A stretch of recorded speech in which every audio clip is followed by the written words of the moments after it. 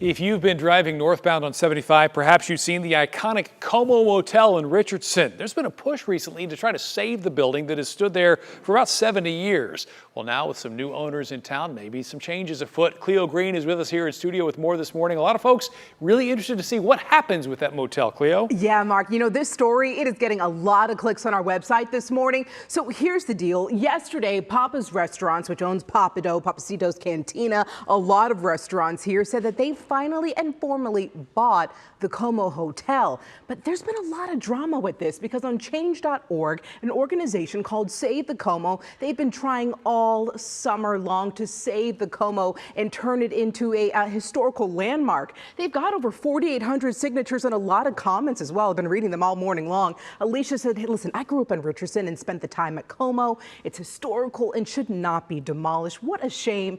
And what would happen? What would let happen there if they got it? Troy here, he's saying, I got talked into this by signing this because I thought something was going to happen as a plan to fix it. But the place is a disgusting eyesore that should have been torn down decades ago, in my opinion. So both sides there.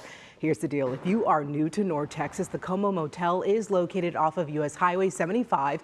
It's actually the first motel that was built in Richardson back in 1956. The Como has its share of notoriety, both good and bad. Captain Sully Sullenberger once stayed there as a boy. And if you saw the hit series on Netflix, Candy Montgomery and Alan Gore, well, they had their infamous affair at this motel. The lead organizer of Save the Como fears the motel may turn into a parking lot because the Pappas family may see it more as an eyesore.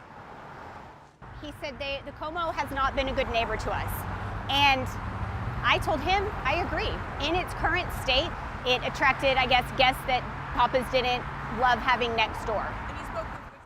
Now, Pappas Restaurant, they released this statement here to WFAA saying our primary goal in purchasing the property is to really make the area more secure for the safety of our guests, team members, and neighbors.